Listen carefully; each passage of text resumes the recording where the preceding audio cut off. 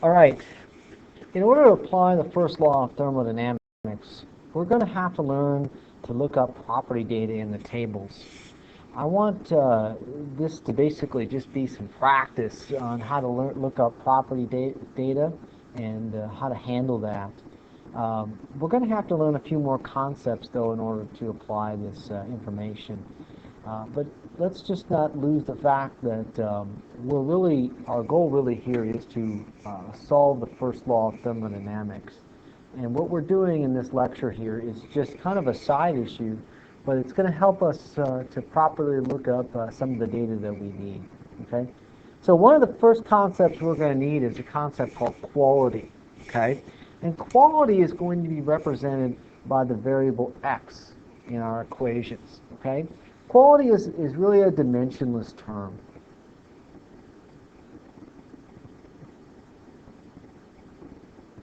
Okay?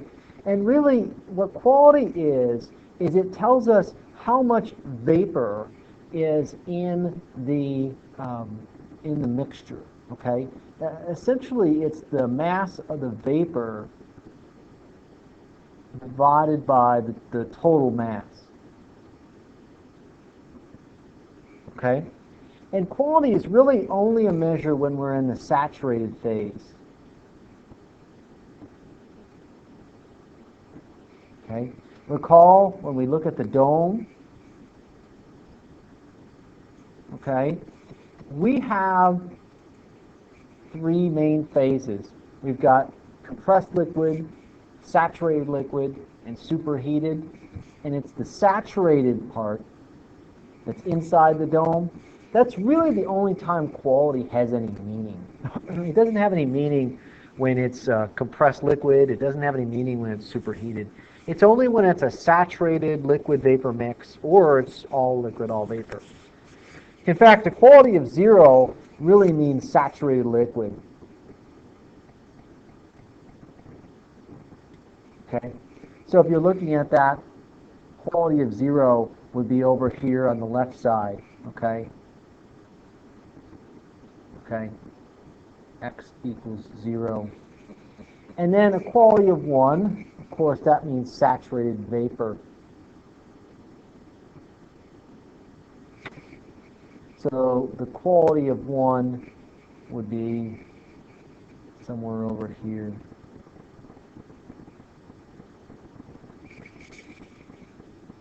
And everything in between would have a quality that's greater than 0 and less than 1.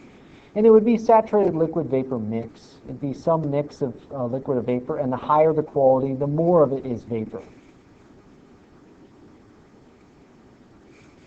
Now we can use that quality term to relate some of the other properties that are going to be really important. For instance, an important property that we use a lot is specific volume. Specific volume can be related, can be solved for when given the quality because you have the following formula.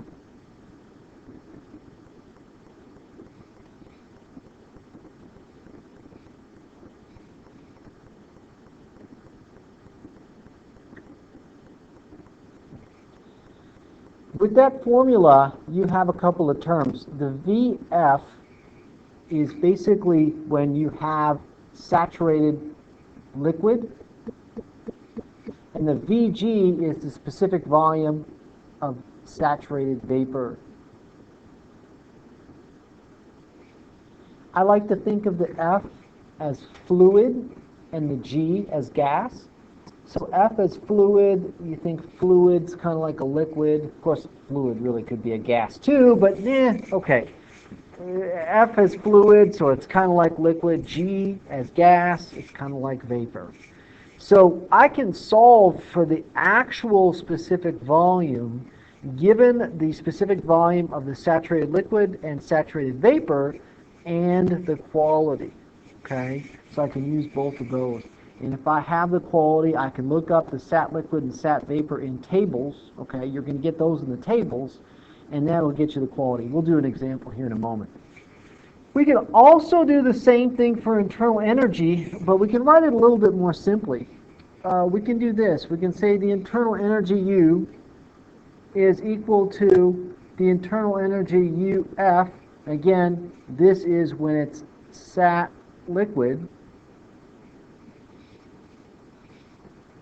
plus X times UFG, okay?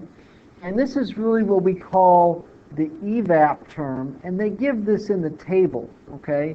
They give us that in the table. It's simply equal to, by the way, it's simply equal to UG minus UF, okay? That's all it is, okay? The tables give us that evap term as a convenience, not really any other reason, but just as convenience. There's no real need for it because, again, it's simply just the difference between two other terms that they give us in the table. But it is nice to have because it makes it a little bit easier for us with the quality calculation. Okay, one more term I need to define. We've kind of talked around this a little bit already, and that is this enthalpy term, H. Enthalpy is represented by the letter H. And it's simply a definition. H is equal to U plus PV, where that V is specific volume. And we kind of just made up the term. The reason we made up the term is it comes up so often, the combination of U plus PV, that we thought, you know what, let's just make a term for it. In fact, if you go back to previous lectures, I said, oh, if you want to define the energy in an open system in a control volume, okay, because H is really for control volumes. Let me write that down. H is for control volumes.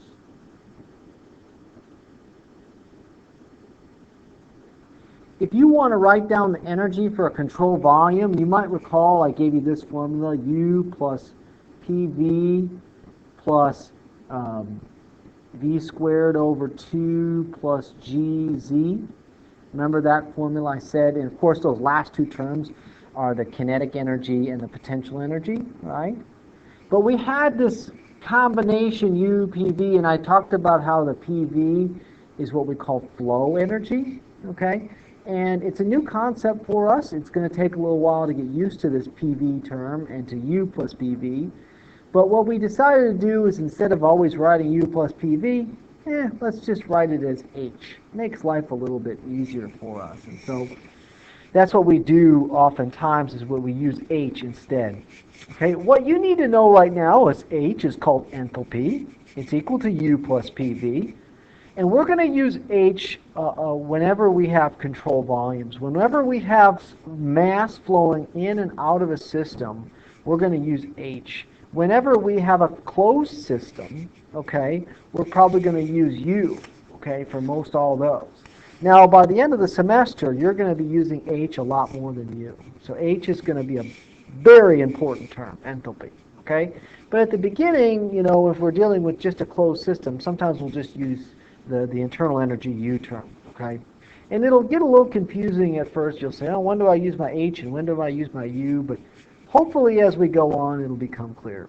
All right, let's go on to this table here. Okay, this is really what I want to spend some time with here in this lecture. And that is, I want to look at filling out all of the missing items of information in this table. You'll notice that we have 5 rows in this table that have missing information. And in each one of the rows, there is 2 pieces of information given, okay? One of the things that's really important at first to recognize is that you always have to have 2 pieces of information in order to figure out the state of the system, okay? You need 2 pieces of information. I kind of made it analogous to XY coordinates. If you have a position in XY coordinates, it's not enough just to know the X coordinate. It's not enough just to know the Y coordinate. You need to know both X and Y. And in thermodynamics, if you know just one thing, it's not enough. You have to know 2 things about the system. Once you know 2 things about the system, generally you can find everything else, okay? As long as those 2 things are independent, okay?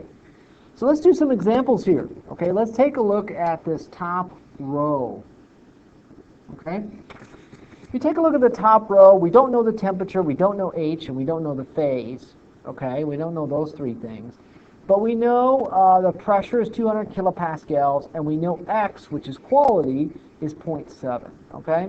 So because we're given a quality of X equals 0.7, the phase is pretty much going to be a giveaway, okay? This has to be saturated liquid vapor mix. How do I know that? Because it's a quality of 0.7. And so I know it has to have some vapor and it has to have some liquid. If it was a quality of 1, it would be all vapor. If it was a quality of 0, it would be all liquid. 0.7 is a mix, so we know it's saturated liquid vapor mix. All right, and I know it's a pressure of 200 kilopascals, so I've got to figure out what temperature is it and what is my enthalpy, my H. So now I go to my tables. I go to my book or whatever, I go to my tables, and I'm going to go to the saturated liquid table, and I recommend, and this is for water, everything here was for water, I should make sure I'm very clear. Everything here is water, okay, for water. Okay, so I'm going to do this, I'm going to go here to saturated water, and I want to go to the pressure table, and the reason I want to go to the pressure table should be pretty obvious, is because I was given a pressure of 200 kilopascals, okay? And so, let me put this up here, okay, I can kind of still get this on here. Okay, I've got a pressure of 200 kilopascals, so I find that pressure. Right there, there's my pressure, 200 kilopascals, great. And therefore, since I am on the saturated water pressure table, then my temperature is given. Done. It is 120.21 degrees Celsius. So for 200 kPa saturated water, I've already got it. It is going to be 120.21 degrees Celsius. Great. Okay, done. All right. So that one's easy. It's a given. Now the other one, I've got to do some calculations. The H is for enthalpy. And we've got 3 different enthalpies given in our chart for this value of pressure. Okay? I've got the enthalpy, the first number, the 504.71, is our HF. Okay, that's for sat liquid. The second one is 2201.6. That's going to be the evap term. That's HFG. That's simply the difference between sat liquid and sat vapor.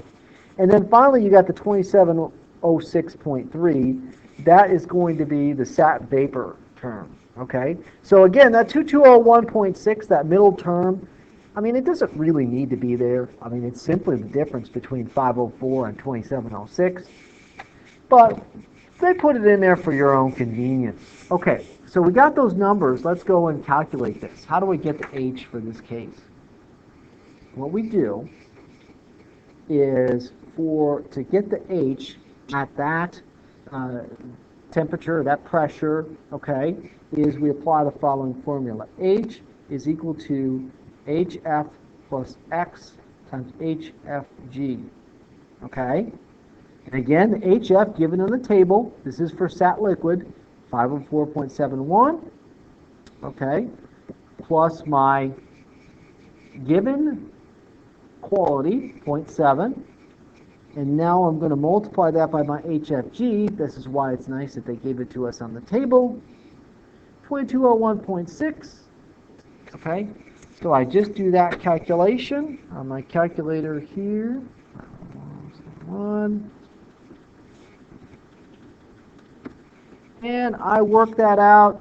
It looks to me like I get 2045.8. And again, that's kilojoules per kilogram. Everything there was kilojoules per kilogram. So that's all I have to do. Okay? Apply that formula. That's just like the internal energy formula I showed you before, the U formula. Same thing. Same formula, just with H's now. Okay? And pretty easy. So if you're given a quality and you know pressure or temperature, it's very easy to calculate your enthalpy, your H. Just apply that straight up formula. Okay? Now, I do want you to understand this beyond just the formula. Okay? I want you to understand this, that it's really actually quite simple. Okay? It's actually really, really simple. If you want to think of this in terms of a number line, okay, think of this like this. Okay, over here is your SAT liquid, 504.71. Over on the other end is your SAT vapor, 2706.3. Okay, where are we? We're a quality of 0.7. So clearly that's going to be closer to the SAT vapor than it is the SAT liquid. Okay, and how would you figure out where you are? Well, that's pretty simple. Okay, it's going to be 0.7 of the way from 504 to 2706. Okay, so again, that formula there will get that to you. Okay, really simple stuff. Really simple stuff. Okay, so once you understand it, you almost don't even need that formula. It's really that easy. Okay, but you know, it takes a little practice getting used to that kind of thing. Okay, so let's go on to the next one. The next one there says my temperature in degrees Celsius is 140, and my H is 1800 kilojoules per kilogram. Okay, so again, I'm going to start, I usually like to start when I'm looking at these things at the saturated table. So I'm going to go to the saturated table, and since I'm given a temperature of 140 degrees, I'll go saturated water temperature table here. Let me erase this. Okay, saturated water temperature table. So here I am, saturated water temperature table. I'm going to go to 140 degrees Celsius, because that's where I'm at. Okay, so I'm right here, and it says here at 140 degrees Celsius that, let's see, how do I know if I have the right information or not? Well, it's hard to tell for you looking at this, but I can tell you that these are the H's. Okay? That first number, 589.16, is going to be your HF. Okay? That is your enthalpy with SAT liquid. The second number is the HFG, 2144.3. And the final number is the Hg, your SAT vapor enthalpy, which is 2733.5. Okay, so we're at 1800. The only question you have to ask yourself when you look up tables is, do I have the right table? Am I on the right table with this information? And the answer is clearly yes, because your H is 1800. Is 1800 somewhere between 589 and 2733? Of course it is. Okay? That means you're on the right table. If my H was less than 589, I would be compressed liquid. If my H was greater than 2733.5, I would be superheated vapor. Superheated vapor. But I'm in between those two, so I'm on the right table. I'm saturated liquid vapor mix. So what I can do now is I can go back here and say, yep, I definitely know this is going to be saturated liquid vapor mix. Good. Okay. And that tells me, by the way, I go back here. Since I'm on the right table, I already now know what the pressure is. 361.53. Done. Okay? So the only other thing I need to do is the quality. Well, in this case, you're going to use the same formula you already have, but you're going to go with it a different way. You're going to use that same formula, H equals HF plus X times HFG, but in this case, you're going to know what your HF is. That's going to be 589.16 in this case. You're not going to know your quality, and of course you know what your HFG is. It's 2144.3, and that's going to be equal to your H, which you are given as 1800. And of course everything's in kilojoules per kilograms. So now you can take that second equation I've written in blue and solve it for X, solve it for the quality. So you're just doing it the opposite way this time, okay? So what you do, algebraically, you got to take the 1800, subtract 589.16, and then divide by 2144.3. You get about 0.56. So X is equal to 0.56. Okay? That's your quality. All right? So that was pretty easy in both those cases. All right, let's take a look now at the third row. The third row has a pressure of 950 kPa and a quality of 0. Okay? Well, because they gave me the quality of 0, I can pretty much straight up tell you what that is. That's going to be saturated liquid. Okay, I know that. Done. Saturated liquid. This is going to be easy. So I'm going to go pressure 950 kPa, it's sat liquid. So I'm going to go to saturated liquid. Here, let me erase this. Saturated liquid on my pressure table. Okay. So I'm going to saturated liquid water, pressure table. Okay, I'm going there because I'm given a pressure. I have 950 kPa. So I got to find 950 kPa. Oh, there we go. We're right here. Okay. So my temperature, done. 177.66. Because I'm on the saturated table, pressure and temperature are dependent. Once you know pressure, you automatically know temperature. So it's 177.66. Fill that in.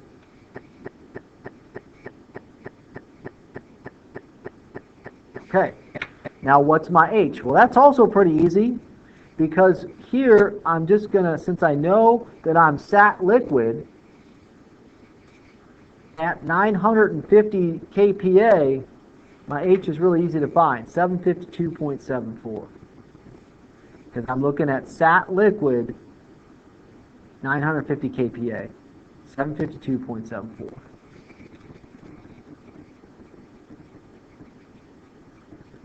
Kilojoules per kilogram. Okay, so we got all those are easy. Now let's go to the fourth row. The fourth row, they gave me a temperature of 80 degrees Celsius and a pressure of 500 kPa. Okay, so first thing I'm going to probably do is I like to start with my saturated tables again. So I'm going to go back to my saturated tables and let me erase this again. All right. And, okay, so they gave me a temperature of 80 degrees Celsius and a pressure of 500 kPa. Okay, I could go either one, I guess. Let's go to my temperature table first. Okay, so if I go to my temperature table, I'm going to look up 80 degrees Celsius. There I am. Okay, 80 degrees Celsius saturated water corresponds to a pressure of 47.4 kPa. Well, hold on a second.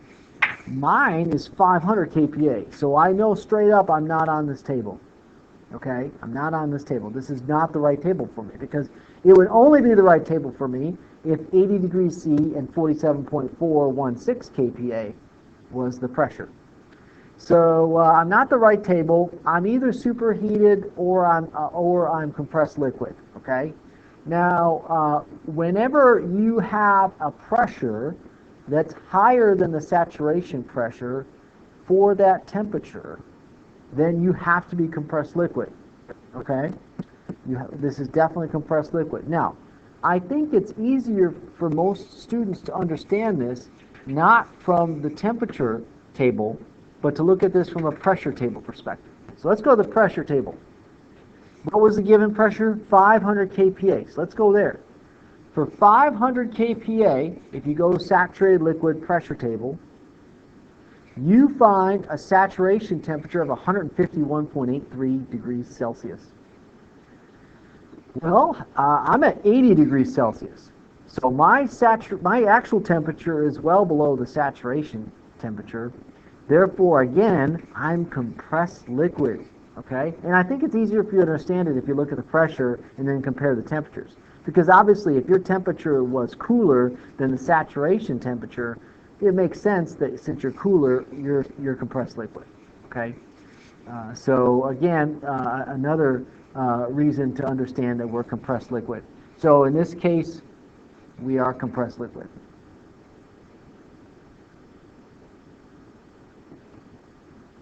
Okay, now quality has no meaning in compressed liquid, so don't even think about it. It has no meaning when you have compressed liquid.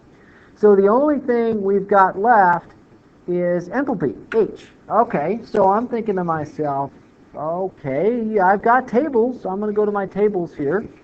I've got tables for compressed liquid. I'm going to go there. Go find it. Okay, good. Table A7, compressed liquid water. Great. Here I am. Thermodynamics, page 924. Alrighty. Okay, good. Oh, and I've got a pressure. Looks like I've got different pressures given.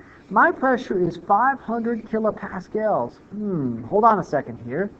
The lowest pressure on the compressed liquid water table is 5 megapascals. I have 500 kilopascals, which is the same as 0.5, a half a megapascal. Okay, this is not going to work. My lowest pressure is 5 megapascals, and I've only got 0.5 megapascals. Okay, so this is not going to work. What am I going to do? Well, I'm not going to use the compressed liquid water table. What you do in that case is you have to make an assumption. We have to do something. We don't just give up, right? We don't just give up, but we're not going to be on the compressed liquid water table. What we're going to do is we're going to make an assumption, okay? We have to make an assumption here. What we're going to do is we're going to calculate this H, this enthalpy, by using HF at the temperature given, which of course is 80 degrees Celsius. So here's what we're going to basically say. We're basically going to say, look, I can't get the H, but I'm going to get a very good approximation for that enthalpy by looking at the saturated liquid water H at 80 degrees Celsius. So I go to my saturated table for 80 degrees Celsius. Keep going.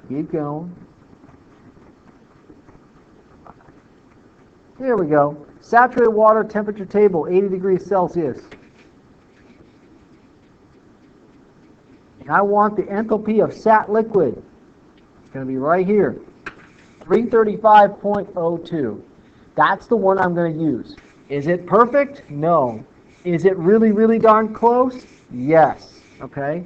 As long as you use the temperature of saturated liquid, okay, use saturated liquid at the same temperature, your H will be very close, 335.02. By the way, if you use the pressure instead of the temperature, you're going to be much farther away. You're not going to have a good approximation. So make sure you use the temperature and then use enthalpy as sat liquid. The difference between the enthalpy of saturated liquid at 80 degrees Celsius and the enthalpy of what our substance is at 80 degrees Celsius, 500 kPa, that difference is going to be really, really small. Probably only 1 or 2 kilojoules per kilogram. Okay, very small. So not worth worrying about. So we're going to go with that. 335.02. Or if you don't like the O2, just write 335 because, we know we're kind of making a little bit of an assumption here, okay? We know there's going to be a little error with this, but it's good enough, close enough. We'll be happy with it, okay? So remember, use sat liquid at that temperature when you have compressed liquid and you don't have tables, okay? Now, of course, if we had tables for it, I would use the tables, but I don't have a table for it. Okay, last one. We have in this last one a pressure of 800 kilopascals and an H of 3162.2 kilojoules per kilogram. Okay, so I probably go to my saturated water pressure table. Why? Because I'm given a pressure, right? Okay. So I'm going to go saturated water pressure table for 800 kilopascals, right at the top here of this second page of the table. Okay, there you go. And let's take a look at my enthalpy values here. My low enthalpy, my low H is 720.87. That's for sat liquid. And the high enthalpy for sat vapor is 2768.3. Okay? But hold on a second. We have an H of 3162.2. That's too high. It's too high for the sat vapor. So it's not going to be on this table. That means we must be superheated. We must be superheated. So this is not going to work. Not going to be good. We better go to our superheated tables. Okay. So I go to my superheated table and I realize when I have superheated water, I've got a bunch of tables. Okay, so I've got to find the right table. They're categorized, they're organized by pressure. I have a pressure of 800 kPa, 800 kilopascals. That's the same as 0.8 megapascals, okay? So I'm going to be using this one, okay? 0.8 megapascals, 800 kPa, all right? And now, so this is 800 kPa, same thing. I've got to find which one is 3162.2. Well, turns out, this is nice, it's right there. That's my H, 3162.2. By the way, this column does represent H, okay? 3162.2 is my H. So what's my temperature? Well, I got to follow it all the way over. If you do, it's right there, 350 degrees Celsius, okay? So that's my temperature, 350 degrees Celsius. I'm going to fill that in here. Okay, I don't have a quality again. X has no meaning because in this case, I am superheated. Okay, so I hope this was helpful for you in learning how to use the tables and finding the data that you need, and also learning how to calculate that data when you're in the saturated region using the quality.